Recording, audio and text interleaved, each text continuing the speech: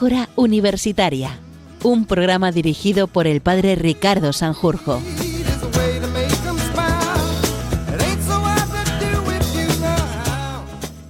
Muy buenas noches y feliz año. Y alguno dirá, feliz año, si estamos a 27 de enero, pero lo cierto es que no había tenido ocasión de felicitar el año a la audiencia de Ágora Universitaria, sí a los oyentes de Radio María en general a través de mis colaboraciones en otros programas, pero no a los oyentes que nos escucháis fielmente cada mes aquí en Ágora Universitaria. Este programa que además en esta semana de alguna forma tiene su patrón, porque hoy 27 de enero estamos ya en la víspera de la gran fiesta de Santo Tomás de Aquino, patrón de los teólogos, pero sobre todo en nuestro caso y en lo que nosotros atañe, patrón de la universidad y de la comunidad universitaria. Santo Tomás de Aquino, que lo hemos comentado en otras ocasiones, nos recuerda que poner a Dios en nuestros estudios, poner a Dios en nuestra reflexión, es el camino también para que sea verdaderamente fructífera.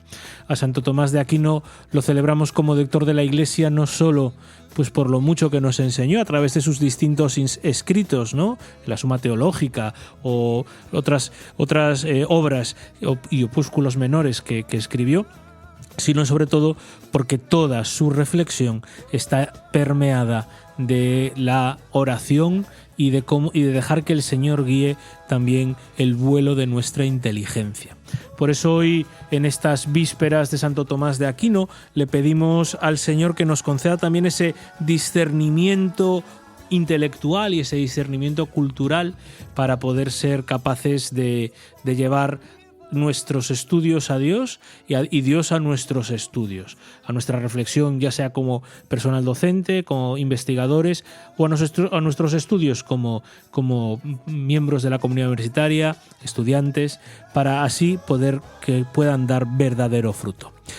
Es 27 de enero, nos estamos acercando ya a esta fiesta de Santo Tomás de Aquino. Yo soy Ricardo Sanjurjo, delegado de Pastoral Universitaria, mejor dicho, delegado para las universidades y la cultura aquí en la diócesis de Santiago de Compostela. Si no, luego me riño a mí mismo por no decir las cosas bien. Ricardo Sanjurjo, delegado para las universidades y la cultura aquí en Santiago de Compostela, y aquí comienza este primer Ágora Universitaria de 2026.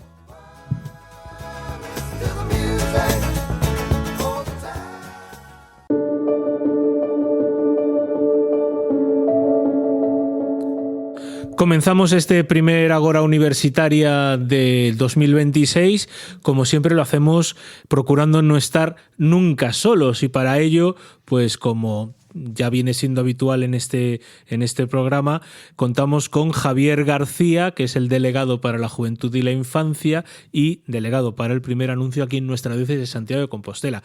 Javi, aunque ya te lo he dicho en Protagonistas los Jóvenes, bueno, nos lo hemos dicho en persona, feliz año. Feliz año nuevo, pero no nos lo hemos dicho en este programa. Exactamente. Aunque ya sea 27 de enero, sí, y ya huela un poco a rancio. Haya pasado un mes, sí. Feliz año. Bueno, Javi, ¿de qué nos vas a hablar en esta sección que dedicamos, como sabéis, todos los oyentes al acompañamiento?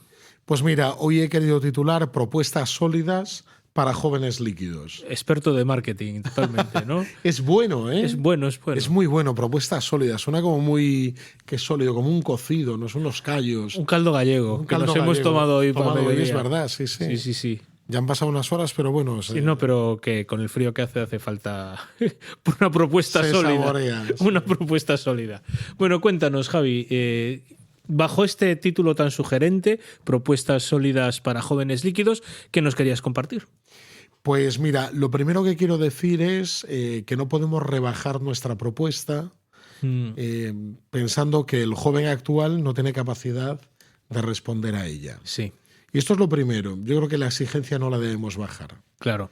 Eso, ahora estabas comentándome esto y estaba pensando en alguna conversación que hemos tenido nosotros con respecto, bueno, ahora en la diócesis estamos en periodo de reformas de algunas normativas y directores no vamos a poner las normas en favor para acomodar a los que no quieren trabajar. Claro, sino para aquellos que quieren sino para trabajar. facilitar a aquellos que tienen el deseo de trabajar, ¿no? Y que están llevando adelante pues proyectos ilusionantes de evangelización, pastorales. Claro, pues lo mismo con los jóvenes. Lo ¿no? mismo con los jóvenes, eso es. Porque uno dice, no, es que los jóvenes de hoy son muy inconsistentes. Sí, es cierto. Entonces hay que hacer con ellos, es que no les podemos pedir tal, ¿no? Es que no debemos. Que los jóvenes son muy inconsistentes son los de hoy y los de siempre. Y los de siempre. La inconsistencia es parte del proceso de maduración también, ¿no? Totalmente. O sea, el ir probando de aquí para allá, la inconstancia en los proyectos, es parte de la juventud también. Eso es. Entonces, eso yo creo que es lo primero, que no debemos bajar la exigencia. Yo creo que era el padre Tomás Morales, fundador de las Cruzadas y Cruzados de Santa María, que él decía, si a un joven le pides algo, no te dará nada.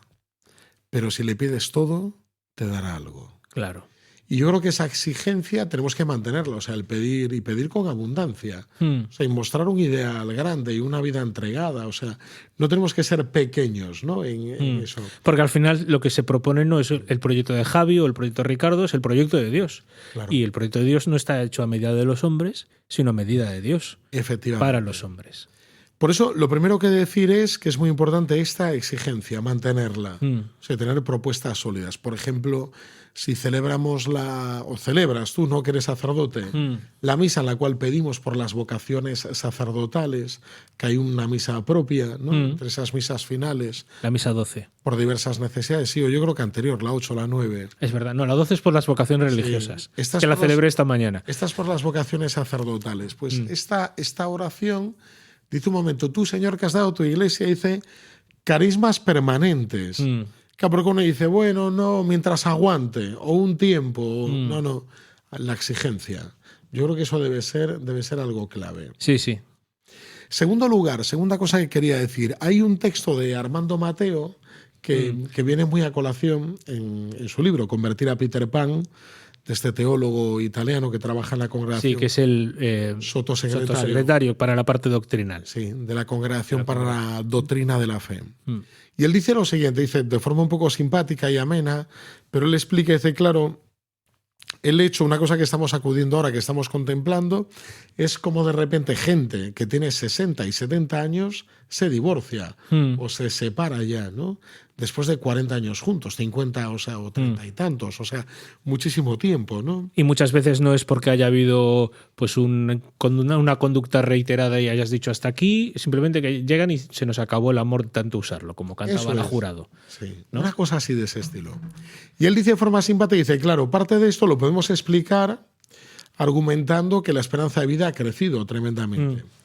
Antes la gente se casaba y estabas pues 20 años casado, 30, ¿no? La esperanza de vida era muy baja. Igual es la misma reflexión que hay sobre la edad de jubilación, sobre las pensiones y tal. Efectivamente, ¿no? Entonces, el tema de una vida tan larga, dice él, claro, es muy difícil a este hombre actual hablarle del más allá, porque el más allá lo encuentra aquí ya tiene muchas vidas, ¿no? ¿Por qué vivir todo el tiempo haciendo lo mismo, ¿no? ¿Por qué vivir todo el tiempo casado con la misma persona? O vivir todo el tiempo dedicado al mismo trabajo. Claro. O vivir todo el o sea, no, la vida te da, o en la misma ciudad. O en la misma ciudad. Te da muchas opciones, ¿no? Por eso vemos casos que nosotros a veces llamamos adultescentes, que es gente que en edad ya madura, después de haber adquirido compromisos de vida, empiezan a comportarse como adolescentes. Sí, y toman decisiones muy fuera de lugar, ¿no? Sí, sí.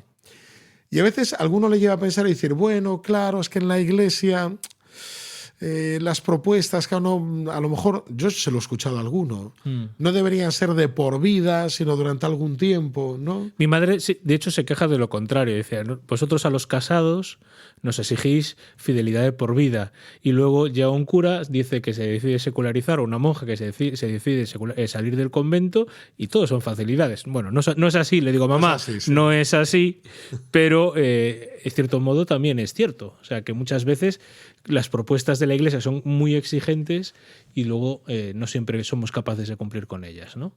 Claro. Pero está de fondo ese hecho de que ha aumentado la esperanza de vida, de que uno vive muchos años y uno puede decir, pues podría vivir muchas vidas, ¿no? Pues un tiempo siendo sacerdote, otro tiempo pues haciendo otras cosas, claro, ¿no? Como si fuera algo parcial de nuestra vida. Por eso la oración a mí me ilumina mucho siempre porque a veces celebro esta Eucaristía, pidiendo por las vocaciones sacerdotales, y dice además en esa oración colecta, dice ese carisma permanente. O sea, Dios no te llama a algo y luego otras cosas, sino que es algo permanente. Queremos animar a vivir de forma permanente. También es cierto, tú bien sabes, como profesor de seminario que eres, de seminario mayor, que cada vez las vocaciones provienen de gente más adulta. Sí. Cada vez es más tardía. Es muy raro que alguien pase... Bueno, yo creo que, por ejemplo, en nuestra diócesis del menor al mayor no ha pasado nadie en los últimos años. Chavales que entren directamente desde el bachillerato, pues 1 cada 5 años o 2. Y gente, pues eso, muy madura, y a veces son los más inconstantes también. También, sí. Sí. Pero porque vienen aquí ya a vivir la segunda o la tercera vida, ¿no? Claro. Como decía Armando Mateo. Pero bueno, esto es lo primero, que no debemos bajar la exigencia, y también en segundo lugar, que lo que proponemos es para siempre a un hombre que a lo mejor vive varias vidas, ¿no? Esto es importante. Más cosas con respecto a esto, a nuestras propuestas sólidas para jóvenes líquidos. Una cosa que decías tú muy acertada es que la inconsistencia es algo propio de la juventud. Claro. O sea, que eso lo vemos, ¿no? Y quizás no solo de ahora, sino de todas las generaciones anteriores, ¿no? Y muy anteriores. O sea, que es algo muy, muy normal. Pero al mismo tiempo, sabemos que los jóvenes también tienen una capacidad de apasionarse mayor que los adultos. Totalmente. Ante una propuesta, por eso la importancia de que haya propuestas y de hecho, eso que sean sólidas. Esto es algo de lo que habla largo y tendido el Papa Francisco también en Christus Vivit, ¿no? Que así empezamos a colaborar tú y yo en Radio María, comentando la Christus Vivit. O sea, que los jóvenes viven mucho más apasionadamente los ideales y los sueños, y que muchas veces los adultos estamos ya como de vuelta y media y nos convertimos a veces incluso en unos cínicos y unos apáticos, ¿no? Sí. Por eso yo creo que ahí la Iglesia tiene que mostrar ese rostro capaz de apasionar. ¿Por qué? Porque sabemos que una estructura por sí sola es como un cadáver sin alma, ¿no? Claro. O sea, que hay algo más. Quienes sostienen la estructura son personas concretas.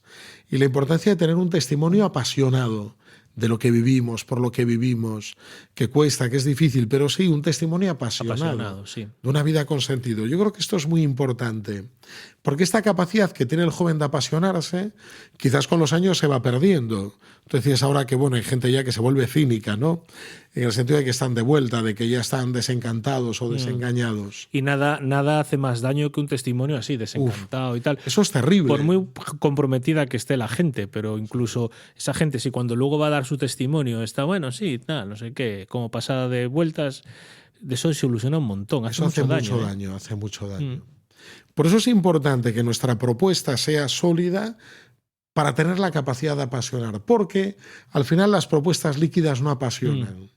Porque uno tiene pertenencias pues muy flexibles durante un tiempo, pero no tiene una entrega real de la vida, ¿no? Por eso yo creo que es muy importante estas propuestas sólidas, permanentes. Se me venía ahora a la cabeza un símil que es, como todo símil que está, siempre tiene su tal. Pero nos pasa mucho con nuestros equipos de fútbol, ¿no? Sí. O sea, cuando el equipo va bien, todos estamos a una y tal, y nos apasionamos. Cuando el equipo va mal, todos estamos a una y nos apasionamos. Cuando estamos luchando para salvarnos del descenso, cuando el equipo pulula por la media tabla, es cuando se vacían los campos. Sí, es cuando genera desafección. Sí. La gente no tiene ese afecto, esa pasión, ¿no? O sea, cuando hay algo por lo que luchar, algo importante por lo que luchar, ahí es cuando se genera pasión. Sí. Y qué ideal más grande que el de por su primera. No, qué ideal más grande que el Evangelio, el reino de Dios. Cierto. Y luego otro dato, por ejemplo, otro elemento, otro tema que yo creo que es importante también. Estos días, bueno, estos meses pasados ya, con todo el tema de si el cristianismo vuelve a estar de moda, con todo esto de los eventos que se llenan, eventos cristianos, artistas que hablan de Dios, instagramers que hablan de Dios, famosos que hablan de Dios. Curas que hablan de Dios. Curas, que sería lo normal. Pues leyendo, ¿no? Porque al final lees columnas de opinión, lo que piensa la gente que dice acerca de esto, ¿no? Y apareció una cosa muy simpática, que era decir, bueno, el cristianismo ahora está de moda. Entonces uno respondía a este artículo, no me acuerdo quién era el autor, que decía, el cristianismo nunca ha dejado de estar de moda. O sea, tenemos una antigüedad de 2000 años de existencia. O sea, somos la institución más vieja de Occidente en estos momentos, ¿no? Entonces, otra cosa es que ahora se hable de... Pero el cristianismo nunca ha dejado de estar ahí. O sea, y ha estado de moda a veces para sacar temas negativos, pero ha estado de moda también. O sea, nunca ha dejado de haber... Exactamente. No ha habido ningún momento, ¿no? Otra cosa es que ahora vivimos como un momento favorable. Y eso yo creo que es importante remarcar que nosotros lo que tenemos también es una propuesta a nivel de estructura, de institución permanente. O sea, es algo de lo que no te... O sea, yo me enfado contigo, dos pastores, dos curas, y no me alquilo el garaje al lado y me creo mi propia comunidad. Y fundas tu propia iglesia, como sucede a lo mejor en otros ambientes. Otros ambientes, ¿no? Que no son Tenemos católicos. una estructura que está llamada a la permanencia y luego también a la diversidad en el medio de la unidad. ¿No? Y yo creo que esto es un elemento como muy importante y muy estructurador también para nosotros. ¿Por qué? Porque esto es una seguridad y un respaldo muy grande. Por otro lado, también puede ser un elefante enorme al que mover, ¿no? Al ser una estructura pues tan antigua y, bueno, que ha estado tan presente en la sociedad, que ha permeado toda la sociedad. Claro, y por eso muchas veces cuando dices que la iglesia no va con los tiempos, claro, pero es que la iglesia en España no camina igual que la iglesia en Zimbabue, que la iglesia en Corea, y vamos todos a una. Y para ir todos a una, también vamos a un ritmo en el que podamos ir todos a una. Pero el hecho de ser iglesia ya de por sí es una propuesta que es sólida, o sea, es algo solo. O sea, no ofreces... no sé, por ejemplo, el otro día viendo Instagram, veía en este caso era un pastor de una iglesia cristiana, sin denominación, que decía, aquí os acojo a todos, si eres así, te acogemos y no solo te respetamos, queremos que sigas viviendo así, si eres así. Parecía casi un poco la oferta al mercado libre.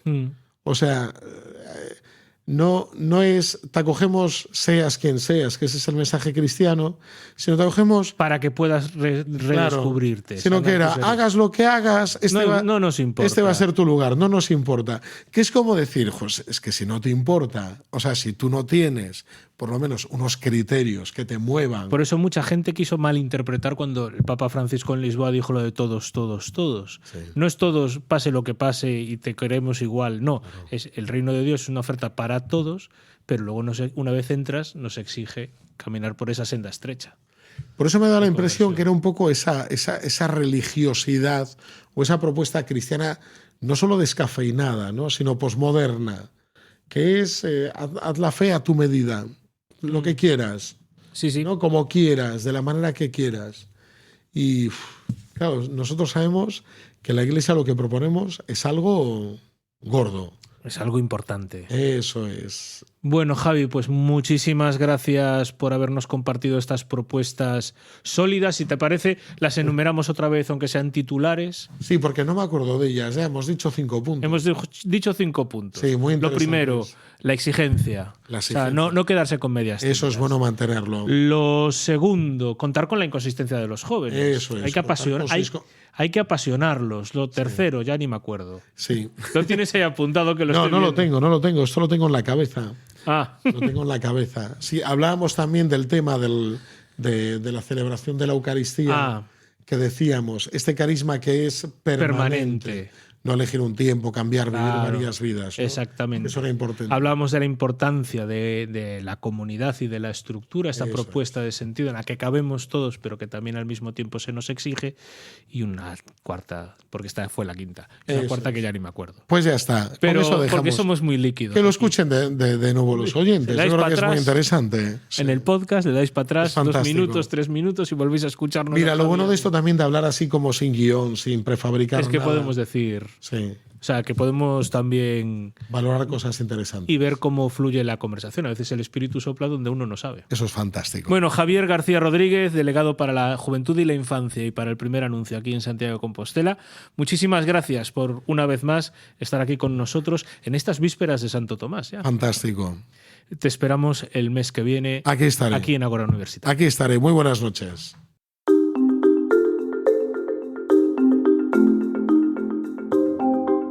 Continuamos en la sintonía de Radio María y, como siempre, este segundo espacio de nuestro Agora Universitaria se lo queremos dedicar a mirar al mundo de las expresiones culturales y de los productos culturales de la mano de Mercedes de Castro. Bienvenida un año más a Radio María. Y no solo un año más porque sea el primer programa de 2026 Cierto. que hacemos, sino porque casi soy el primero en felicitarte. No sé si tu madre o alguno de tus hermanos lo han hecho ya, o tu novio, pero feliz cumpleaños, Mercedes. Muchas gracias, Ricardo. 36. Sí. Ya has 36, dejado, ya muy no fuerte. ya sociológicamente no podrías participar en una JMJ. Ya he dejado de ser adulto joven, ahora simplemente soy adulto. Sí.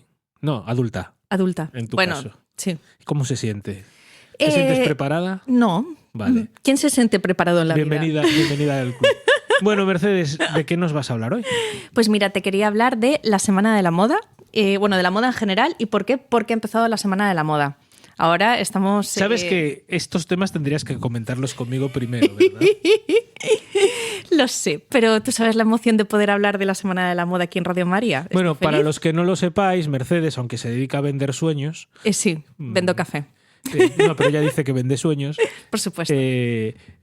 Tú te graduaste en moda. En patronaje, confección y Patronaje, moda. confección y moda. Entonces, bueno, de Entonces, esto, claro, de esto este tema sabes, me ¿no? encanta. De me esto encanta. sabes un poquito. Así que si queréis contratarla, no sé, para que haga vuestro vestido de novia y cosas por el estilo, yo soy su manager, me llevo un 20% de comisión. Porque Bueno, lo he dicho ya- aquí en Radio María. Ya hablaremos de ese tema. Bueno, la cuestión, ¿por qué, te preguntarás, me has traído este tema aparte de para fastidiarme? Sí. Porque yo, además, como veis, porque esto, aparte de escucharnos en Radio María, nos podéis ver en nuestras redes sociales. Yo, como veis, voy siempre súper preparado y súper elegante. O sea, yo soy, pues no sé, George Clooney, Por supuesto. ¿no? Por hacer referencia a la empresa para la que vendes cafés. Sigamos, por favor.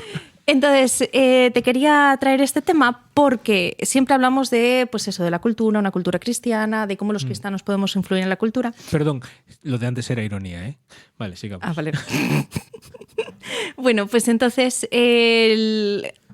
tú sabes, o sea, hablando cuando hoy empezaba el tema, la Semana de la Moda, pensé, me parece un tema súper interesante para traerlo y hablar sobre el tema y de cómo los cristianos podemos influir en la moda y cómo la moda influye en la cultura, ¿no? Vale, pero ¿Por qué? ¿por qué es tan importante? Si tú quieres, o sea, no sé si lo habrás leído alguna vez, si tú quieres saber cuáles son los valores de una sociedad en un momento determinado, mira cómo vestían en ese momento. O sea, yo lo he escuchado porque nos lo has comentado en Piedras Vivas, que un Sí. año hicimos, pues hace 2 años o así, hicimos una formación de estas que hacemos acerca de la moda a lo largo de la Medieval. historia, sobre todo moda medieval, pensando también en que pues esas vestimentas, esas Sí. indumentarias, pues muchas veces están plasmadas también en el arte, ¿no? Sí. Y le dan bueno, un sentido a por qué la figura de Jesús está... vestida de esta forma, efectivamente. o por qué los apóstoles visten de esta otra. O sea, por ejemplo, don Elisardo, que es el canónigo maestro de ceremonias de la catedral y aparte es doctor en liturgia, él cuando explica el Pórtico de la Gloria se para mucho a explicar por qué San Pedro en el Pórtico de la Gloria viste exactamente así. Y explica que en la época del maestro Mateo así es como vestía el Papa. Claro. Entonces, bueno. Perdón, pero ¿en qué sentido la moda refleja nuestros valores, entonces? Claro, tú ves la moda y ves, como te decía, de la sociedad en un momento determinado y puedes ver los valores que tenían, si la sociedad estaba abierta a la trascendentalidad. Por ejemplo, eso se puede ver cuando ves la moda, cómo vestían los egipcios. Sí, la moda de los egipcios. Sí. Luego, si la sociedad es individualista, si es más colectivista, si esa visión del más allá, o ya no solo el clima o la economía que tuvieran en el momento, vale, digamos. una pregunta que a lo mejor no estás preparada para contestar, Bueno, haré lo que pueda. pero si tú dices, mira, Ricardo, no tengo ni idea, pero... Lo dejamos para otro programa. Si os lo- interesa este programa, me lo dejas este pensar, tema, ¿vale? para otro programa. Si yo me he visto yo Ujú, solo, esto ujú. no es como un disfraz de esos de caballo en el que uno se va de las patas delanteras y otro de las patas traseras, ¿vale? Sí. ¿En qué sentido un determinado estilo de moda, a lo mejor soy yo que soy un ignorante, seguramente, Sí. refleja si hay valores más individualistas o comunitarios, colectivistas? ¡Chan, chan! A ver, tú como sacerdote lo veo chungo verlo, porque ya, o sea, digo distinguirlo porque ya eso es que eres colectivista. Ahora, otra persona... yo como sacerdote soy chungo, sí, lo entiendo. Y que además estoy chungo medio pitoño. Muy chungo, pero no por sacerdote, sino porque eres Ricardo. No, a ver... Y estoy medio pitoño, con lo cual para verlo me cuesta más todavía, pero... O sea, después de esta faltada... A ver, se puede ver en... a ver cómo te explico. Esto daría para pensarlo. A lo mejor que una sociedad a lo mejor más colectivista, más comunitarista, hay una menor distinción de los rasgos individuales de cada indumentaria. Acabas de poner el ejemplo de los curas, ¿no? Uh-huh. Los curas esencialmente cuando vestimos con la vestimenta clerical, vestimos esencialmente todos igual. Uh-huh. ¿Te refieres a eso? Con sí, camisas de color azul como la que llevo yo, color negro, los colores que están permitidos, en nuestro caso por la conferencia episcopal, ¿no? El azul, el negro, el gris o el blanco. Uh-huh. Pues en esos colores, pero vestimos todos esencialmente igual, ¿no? Uh-huh. ¿Te referías a eso? Sí, yo diría que más que... Sí, o sea, me refería a que no sois un buen ejemplo para poner en cuanto a distinguir a una persona Sí, porque vestimos con uniforme, entre comillas. Que por otro lado es muy importante vestir de ese uniforme. Bueno, no vamos a entrar en eso. Sí, no vamos a entrar en la importancia que los curas vistamos de más curas. Que diría de una persona un día concreto, diría de ver su armario. Uh-huh. Tú ves el armario y ves muchas cosas. Es una cosa que quería comentarte más adelante, de cómo la moda es un lenguaje. Uh-huh. Y hablas no solo del concepto que tienes de sí mismo, sino, o sea, backup histórico que tú tienes. El concepto que tienes de ti mismo en cuanto a personalidad, en cuanto a lo físico, la autoestima que tienes, lo que quieres transmitir, el caos o el orden que tienes en tu vida, las prioridades si abrís que tienes. mi armario veis que es todo caos, no os preocupéis. Entonces, eso es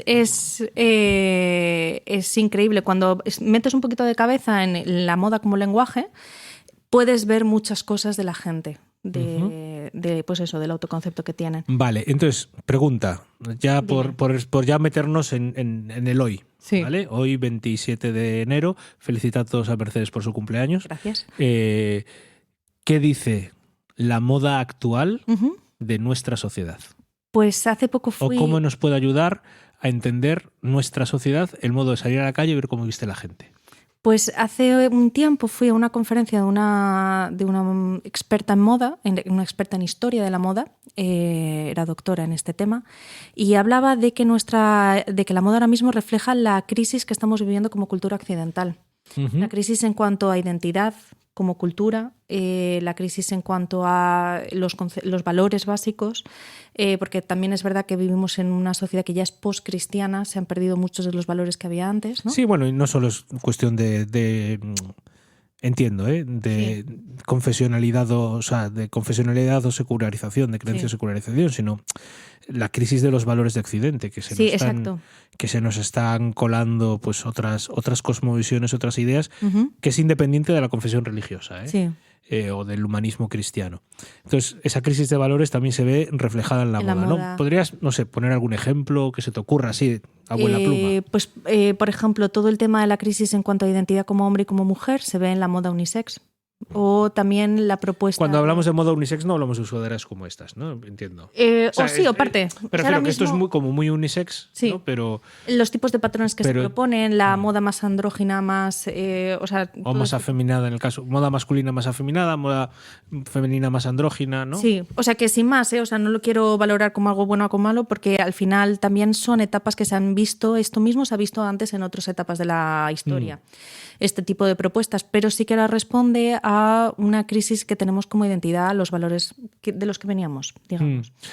Entonces, antes, hablando fuera de micro, también comentabas a lo mejor la pérdida de esos matices tradicionales locales, ¿no? Sí, claro, que al final eso produce un desarraigo, que es lo que me habías dicho tú, que sí que es verdad. O sea, antes tú sabías una persona era de un pueblo concreto por el tipo de bordados que llevaba. Por el traje regional. El traje regional, que ahora lo vemos como traje regional, pero antes era lo que llevaban. Era el traje. Entonces, y además era el vestirlo con orgullo, porque llevo los colores, llevo el bordado, que ese bordado tenía un lenguaje propio de mi pueblo, de mi familia, de mis raíces. Y hoy en día eso pues, lo hemos que perdido. Nos vestimos todos igual, da igual la latitud y la longitud. Sí, o yo veo un bordado bonito con excepciones. De Europa del Este, por ejemplo, y me lo pongo porque me parece precioso y pues ya está, pero no sé toda la historia y no, que lleva. Yo no diría tanto este debate que a veces en las redes sociales se ve, ¿no? O este debate está casi, habría que decir, de moda de hablar de en términos de apropiación cultural. Me estoy apropiando de la cultura de otros, especialmente cuando los otros son pueblos que han sido históricamente explotados o oprimidos, yo qué sé, la cultura de los nativos norteamericanos, por ejemplo, o algo así, sino tanto como la pérdida de o sea, el homogeneizarnos todos, esto es lo que comentaba antes contigo, ¿no? El compartir una misma forma de vestir, de pensar, los mismos productos culturales, ya no solo la moda, sino las películas, las canciones, todo. De manera global, esta globalización nos ha llevado a perder nuestra propia identidad, que no es lo mismo ser español que yanqui, no es lo mismo ser gallego que madrileño. Y muchas veces esos matices, esa riqueza que en nuestra diversidad la hemos perdido a través de esta globalización y de esta homogeneización, uniformización, que nos ha convertido unas veces en una masa amorfa y desarraigada, ¿no? Sí. Este es mi reel de este mes. Entonces, viendo todo esto, yo te quería como hacer la pregunta de ¿los cristianos tenemos algo que decir respecto a este tema de la moda? No sé, la experta en moda eres tú. Yo puedo decir que tengo una opinión, pero yo no me meto la camisa por dentro del pantalón casi nunca. O sea, que mi opinión en este sentido no cuenta. Los cristianos tenemos mucho que decir sobre Lo estoy este tema. procurando, pero es un propósito de año nuevo. Pero... Pues yo pienso que los cristianos tenemos mucho que decir sobre este tema. ¿Por qué? Porque al final estamos hablando con todos estos programas de cómo crear una cultura cristiana, ¿vale? Y te diría los cristianos como el que tenga la vocación de diseñador de moda, por un lado, y por otro como consumidores de moda. Entonces, por un lado, el que quiera meterse, que me parece algo apasionante, a mí me fliparía, meterse a diseñar moda, es meterte a ver el concepto que tienes de la persona, el tratarla con dignidad, también con esa traducción que tiene dependiendo de cada momento, ¿no? Porque no todos traducimos los valores de la misma manera dependiendo de la época, ¿no? Sí, pero porque y las culturas evolucionan, los valores del evangelio son permanentes, ¿no? Sí, pero esa materialización... Eso también se trata, la evangelización de la cultura es la inculturación, o es parte de eso, es la inculturación en la cultura de cada época. San Pablo VI hablaba de la evangelización de las culturas en cada tiempo y en cada lugar. Entonces ahí tiene un trabajo apasionante. Y luego por otro lado... Como consumidores, porque además Lidia nos está mirando que tenemos que ir terminando ya, porque de esto podías estar hablando 3 noches seguidas. Sí, la verdad es que sí. Aquí era lo que yo quería entrar más. Al final la sociedad también en la que estamos es mucho la sociedad de la imagen.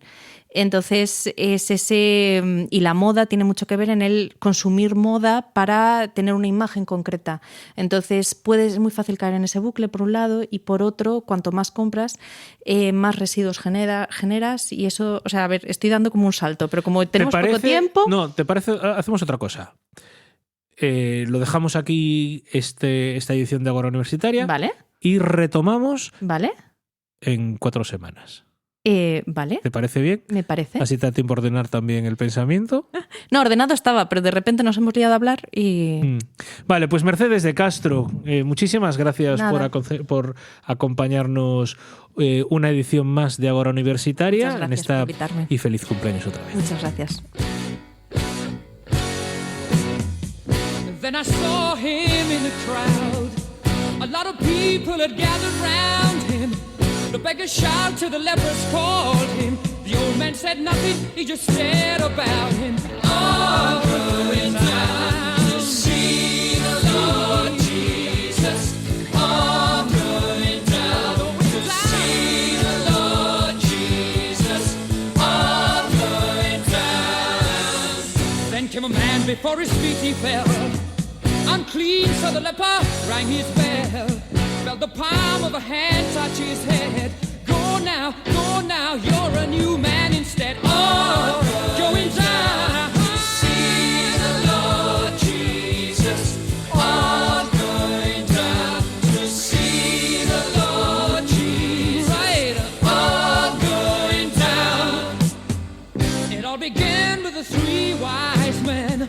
Followed his star, took them to Bethlehem, and made it heard throughout the land.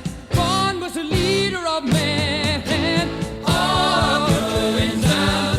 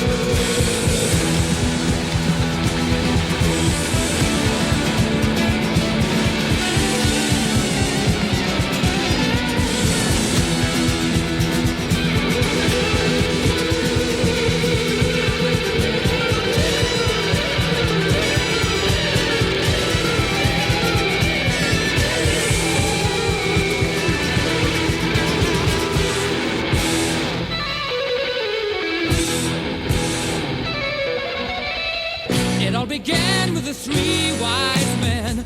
Followed his star, took them to Bethlehem, and made it heard throughout the land. Born was a leader of men. Yes, we're all going down to see the Lord Jesus. All going down to see the Lord Jesus.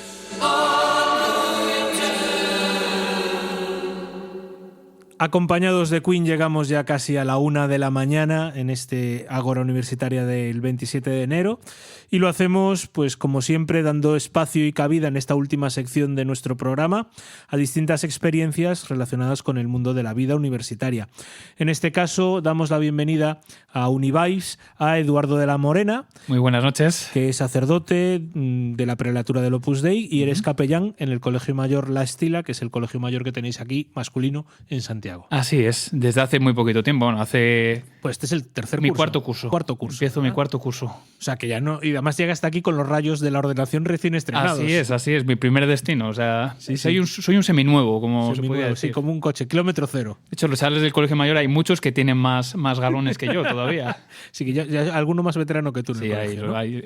Te invité, casi te secuestré a esta sección para que nos comentaras también desde tu experiencia, porque además, aparte de tu misión como capellán, o como parte de tu misión como capellán, mejor dicho, tú acompañas no solo a los chavales del colegio, sino a otros muchos chavales de la universidad. Sí, así y es. estamos en esta primera semana, estamos estrenando semestre, hemos empezado ayer nuevo semestre aquí en la USC, en otras universidades han empezado antes, otras empezarán a lo mejor un poco después, pero estamos en este paso del primer al segundo semestre, que no siempre es el más pacífico del mundo, ¿verdad?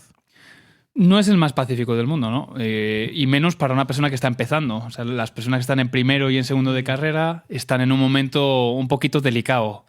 Un poco delicado porque es un momento en el que ya conocen todos cuáles han sido sus primeros resultados. Ellos mismos se han podido dar cuenta de que quizá tenían que haber hecho las cosas de otra manera. Y además es un momento en el que tienen ganas, nadie tiene ganas de volver a empezar. Claro. Estamos en un momento... Sí, ese momento que tienes el bajón después de los exámenes de estoy desfondado después de este esfuerzo y dices, y empezar de nuevo. Pero empezar de nuevo en todo, Sí. porque muchos han empezado en la vorágine de exámenes y han dejado de tratar con la familia, han dejado de rezar, han dejado de hacer deporte, de ese gimnasio que yo me propuse allá a principios de enero, como este año no dejo de ir al gimnasio, lo han dejado todo. Y además este año que, a diferencia de otros años, no ha habido una semana de descanso entre los últimos exámenes, porque estaban terminando el 20, el 21, algunos. Pero mi experiencia es que prácticamente ya en los últimos años, ese periodo en el que antes la gente se iba de viaje... Sí, que nosotros cambiábamos nuestra celebración de Santo Tomás porque no había gente aquí que estaban en Viena haciendo el Eurorail y cosas por el Interrail o cosas por el Cada vez se da menos. Yo no sé si es un tema económico o un tema de que las facultades quieren aprovechar el tiempo para terminar antes, quizá después en el mes de junio.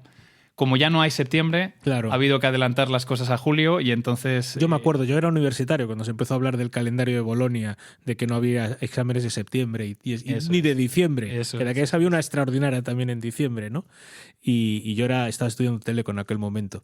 Bueno, ¿qué consejos le podríamos dar? Sobre todo los de... Yo creo que primero, que es el momento más traumático, porque es el momento en el que te das cuenta que esto no es bachillerato. Pues mira, los chavales de primero y segundo, por lo menos el consejo que les doy yo es que hagan un poquito de examen de conciencia. En el buen sentido de la palabra, además, ¿eh? Porque son chavales que a lo mejor han estudiado muchísimo, más que en toda su vida. Han estudiado más que para la BBAU, han estudiado más que para... Y se han encontrado con que los resultados no son los que esperaban. Esto es bastante común. Una cosa que hacemos en mi colegio mayor muchas veces es hacer una pequeña porra de decir, ¿cuántas voy a aprobar? ¿Cuántas crees que vas a aprobar? La gente, evidentemente, tiene unas expectativas mayores de lo que después la realidad les muestra. Y totalmente. Eso a veces les lleva a un pequeño bajón anímico, a pensar que a lo mejor se han equivocado, que necesitan dedicarle más horas. Y no es un tema de dedicarles horas, es un tema de hacer examen de conciencia.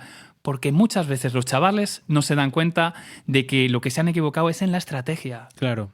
Sí, porque no es lo mismo estudiar, pues eso, una asignatura de yo qué sé, matemáticas de segundo de bachillerato que cálculo en primero de matemáticas. Nada que es ver. Totalmente distinto, ¿no? Sí, tiene una exigencia distinta, pero sobre todo tiene unas maneras de hacer distintas. Y lo que tienen que hacer los chavales, por eso digo el tema del examen de conciencia, es pararse a pensar. Si un momento he empezado a estudiar desde el momento en el que me tocaba hacerlo, le he dedicado quizá demasiado tiempo a los trabajos, tengo apuntes de otros años. Pero tengo los míos, que muchas veces o sea, porque tengo los apuntes de Eduardo, que toma muy bien los apuntes, pero los tuyos, porque el simple hecho de tomar apuntes es estudiar ya también, ¿eh? A veces hay que recordarnos esto. Eso es así. Pero el tema es muchas veces plantearnos si el problema ha sido un tema de horas o un tema de estrategia. Dicen los jugadores de ajedrez dicen muchas veces que la peor estrategia es no tener ninguna estrategia. Y muchas veces llegamos a la carrera haciendo lo mismo que veníamos haciendo desde el bachillerato. Sí, o incluso desde primaria. O desde primaria. Por lo menos desde la ESO. Y lo que no nos hemos percatado es que los profesores en el bachillerato nos han marcado la estrategia a seguir. Claro. Cuando tú llegas a la universidad y la estrategia te la tienes que marcar tú, a lo mejor lo que estás haciendo es estudiar para el primer examen. Claro. No, y no solo eso, que además, sobre todo yo creo que es una deficiencia, sobre todo en segundo de bachillerato tenemos el problema de que es realmente... se aprende mucho. No quiero que con esto denigrar a los profesores del segundo bachillerato, pero la EBAU lo consume todo tanto que al final no estudias para aprender conceptos, sino que estudias para ser capaz de superar una prueba estandarizada. Ya. Y en la universidad es otro rollo. Bueno, es otro rollo, pero al final los chavales lo que tienen es una nota, ¿eh? Sí. O sea, No, me refiero que son bastante pragmáticos es en otro ese rollo, sentido. sí. O sea, a todos nos gustaría saber mucho de una asignatura, a todos... No, pero lo que no importa es aprobar. Ese es el tema. Entonces, O sea, a nivel de sacar créditos vale lo mismo un 5 que un 10. Claro. Eso hay que tenerlo a veces muy claro, ¿no? Bueno, entonces lo primero que hay que hacer, primer tip, vamos a decirlo así, sería examen de conciencia. Pero un examen de conciencia bien hecho. Bien planteado, sobre si le he dedicado realmente el tiempo, si he hecho la estrategia Así tal. es. ¿Lo segundo será dolor de los pecados? Pregunto. No. Lo segundo es darse cuenta que menos el examen, Sí. todas las cosas las puedo hacer con otras personas. Ujú. Y esto es una cosa que muchas veces no cae. El examen no, ¿eh? No, el examen lo tengo que hacer yo solo. Pero todo lo demás lo puedo hacer con más personas. Puedo estudiar con otros. Puedo estudiar con otros, puedo ayudarme de los apuntes de otras personas. La gente muchas veces, hasta que no llega a este momento, no se da cuenta de que existen las bibliotecas, de que existen, los colegios mayores o este sitio donde va la gente. Los o grupos de estudio. grupos de estudio. Además, ahora que existe el Twitch o hay cantidad de redes sociales que incluso ayudan en este sentido, ¿no? Entonces, la carrera no tenemos que hacerla sola. Nos podemos ayudar de la gente que tenemos alrededor. Es más, son imprescindibles. Sí. O sea, por ejemplo, hace muy poquito estuvimos en las jornadas de pastoral universitaria, de encuentro de delegados de pastoral universitaria, y algo que a lo mejor en las universidades públicas se pierde menos, pero, por ejemplo, yo me acuerdo que cuando yo estudiaba Teleco lo que teníamos era el tema de los veteranos que ayudan a los... Ese es el tema. O sea, Sí. Un pequeño mentor o... mentorías y demás que, por ejemplo, en los colegios mayores muchas veces se estila. No sé Se si hace. vosotros en la estila lo tenéis. Lo tenemos. Y de hecho, los chavales que están en tercero y cuarto de carrera los marcan muchísimo a los de los primeros años.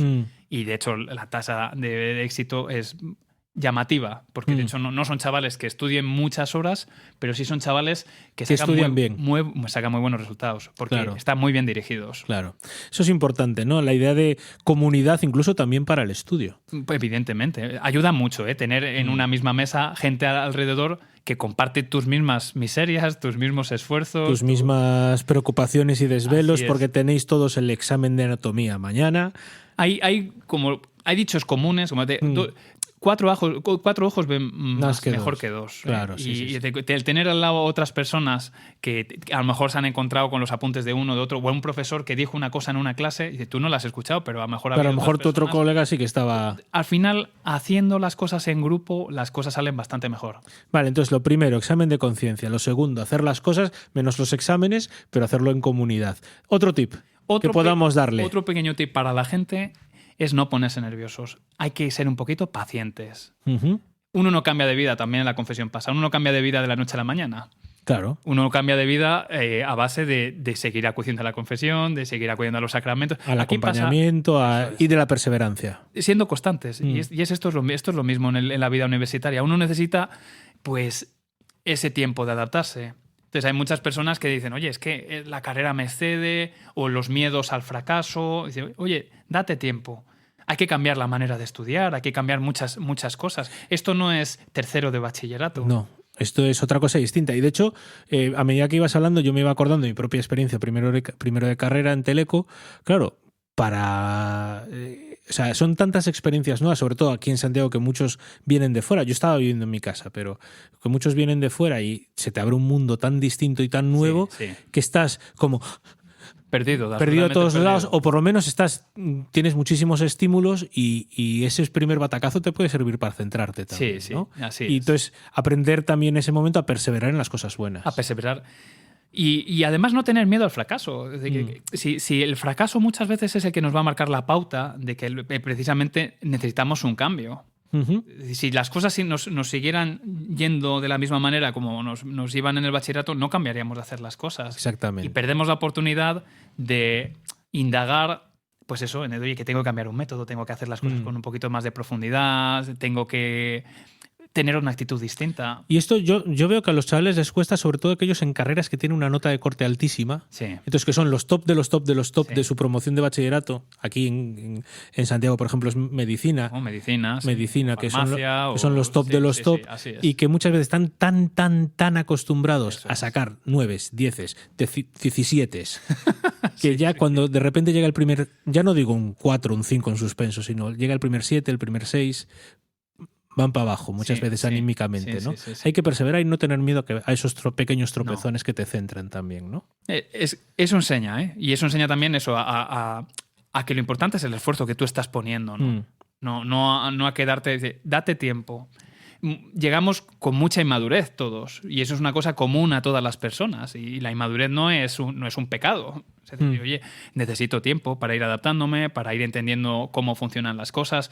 Los chavales, ahora me has dicho medicina, los tipo test no es la misma manera que hacer un examen con un redactado, bien. O sea, cada carrera tiene sus peculiaridades. Desde derecho, cada asignatura tiene sus peculiaridades. Todas. Cada asignatura, y hay que hacerse mucho a la manera de examinar, al modo de pensar de la persona que me examina, a si es necesario un trabajo o no es necesario un trabajo. No lo sé. Hay que incluso ser un poco pillos. No aquello que decía el señor, ser audaces como las serpientes y mansos como las palomas. Por ¿no? eso el planteamiento no es, si uno se para a hacer el examen de conciencia y lo que le sale de resultado, tenía que haber estudiado más. Eso es como el tipo que dice, no, yo quiero ser santo. Y dice, ya, pero eso es una cosa muy vaga. Claro, hay que concretar. Concreta. Que cambia un poquito y dice, no es un tema de tengo que estudiar más, no. ¿A qué le he dedicado el tiempo? Exactamente. ¿Cómo voy a hacer ahora en esta segunda cuatrimestre para esto o lo otro? Bueno, entonces tenemos el examen de conciencia, perseverar, que es lo último que estábamos diciendo. Y el hacer las cosas en grupo. El hacer las cosas en grupo. Más personas. Últimamente, este mes, no sé qué me pasa, que me estoy olvidando todas las enumeraciones de cosas que hacemos. No sé si tenemos un último tip para aquellos que necesiten recomenzar en este semestre. Un último tip es parar. Hay que aprender a parar. Y hay que parar ahora. O sea, son unos días, ahora que estamos entre un cuatrimestre y en el otro. Sí, que estamos presentaciones de asignaturas, demás, que a lo mejor no hay tanta carga. No hay tanta carga. Entonces, yo no digo que haya que hacer un viaje por Europa de 10 días, pero sí que hay que parar un poco. Hay que dedicarle tiempo de nuevo a las personas que me quieren. A descansar. A mis padres, que probablemente a lo mejor estas Navidades, si te descuidas, ni siquiera hemos estado con ellos, o por lo menos estado quizá poco pendientes de ellos en Navidad, en Año Nuevo. Entonces, son días para volver a recapacitar. Esa gente a la que queremos, hay que volver a restablecer esos contactos. Darnos cuenta que no vivimos solos, que hay muchas personas que nos quieren. Y esa estabilidad de mi entorno social influye también en mi manera de estudiar. Hay que recuperarla y hay que dedicarle a la gente que queremos tiempo. Entonces, aunque no tenga nada que ver con lo académico, el dedicarle a esas personas ese tiempo exige que paremos, exige que demos un paso atrás en lo quizá más en lo académico y eso. Sí, y estas semanas medio tontas que hay al principio del semestre, que además ahora vienen carnavales, que vamos a medio parar, qué tal, aprovecharlas también sin perder de vista y sin bajar la guardia del todo, porque de repente a lo mejor pues surge algo que te hace estar especialmente pendiente, pero aprovecharlas para descansar y para reordenar muchas cosas que los exámenes han desordenado. Así es. Desde la vida, también la vida interior, ¿eh? Uh-huh. No solamente las amistades, que es así, o la familia, sino incluso mi relación con el Señor. Sí, porque alguno dirá, estos dos curas llevan un cuarto de hora hablando de estudiar, de tomar apuntes, de estrategias y no han dicho nada de rezar. Ahí también entra ahí esto. También entra. Hay que retomarlo, hay que retomar de nuevo, oye, pues esos grupos que tenía, volver a la capilla universitaria, que os echamos de menos. Ahí. Y retomar también mi trato con el Señor, dedicarle un poquito de tiempo. Ya, al final uno se da cuenta, el día son 24 horas. Si yo lo divido en 3 partes, si yo le dedicara 8 horas a dormir, 8 horas a estudiar, me quedarían todavía 8 horas para hacer 1000 cosas. Claro, exactamente. Pasa que a veces dedicamos más de 8 horas a dormir. Ese es el problema. O restamos de dormir, pero hacemos otras cosas que entran en el tiempo de dormir. Sí. Bueno, Eduardo de la Morena, muchas gracias por acompañarnos en este primer Ágora Universitaria de este 2026. Ha sido un placer para mí. Feliz Santo Tomás por adelantado, aunque aquí lo celebremos la semana que viene, pero feliz Santo Tomás por adelantado y muchas gracias por haberte pasado por aquí.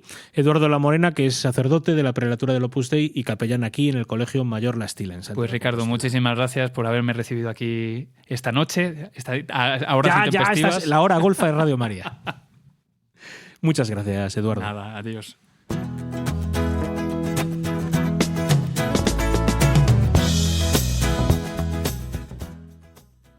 Hasta aquí hemos llegado. Aquí se termina este primer Ágora Universitaria de 2026 y le damos las gracias a Javier García, nuestro delegado de Pastoral de Juventud e Infancia y de Primer Anuncio aquí en la Diócesis de Santiago, por habernos compartido, ¿no?, estas propuestas permanentes para jóvenes líquidos. Le damos gracias a Mercedes de Castro por acercarnos siempre al mundo de la cultura y a aprender a también leer esas expresiones culturales, en este caso la Semana de la Moda de París, que, bueno, usted dirá que a mí que me importa si yo he visto mal, pero bueno, para aprender también a leer estas expresiones culturales en clave espiritual y evangelizadora. Y finalmente a Eduardo de la Morena, el capellán del Colegio Mayor La Estila, que nos ha dado estos tips para recomenzar ahora en este segundo semestre nuestra actividad universitaria. Yo, por mi parte, os emplazo a todos a escuchar Radio María siempre, pero no, Ágora Universitaria, el próximo 24 de febrero, es el próximo día que tendremos cita aquí en las ondas de Radio María. Y mientras tanto, si queréis volver a escuchar este programa o si queréis recomendárselo a alguien, lo podéis buscar en la sección de podcast de la página web de Radio María, radiomaria.es/podcast. Allí buscáis Ágora Universitaria y aparecerán este y todos los programas precedentes. Si nos queréis hacer algún comentario, pues agorauniversitaria@radiomaria.es, en ese correo electrónico nos podéis mandar todas las sugerencias y comentarios que se os ocurran. Y finalmente, si queréis contactar directamente a nuestra delegación de pastoral para las universidades y la cultura aquí en Santiago de Compostela, podéis hacerlo a través de nuestras redes sociales, @DPUSantiago, en todas las redes sociales, ya sea Facebook, Instagram, que son las que manejamos principalmente. También estamos en X, pero hace mucho tiempo que no la abrimos y yo no sé si tengo la contraseña siquiera. Así que nada, con esto me despido. Yo soy Ricardo Sanjurjo, delegado para las universidades y la cultura aquí en Santiago de Compostela, y os emplazo el próximo 24 de febrero aquí en Ágora Universitaria.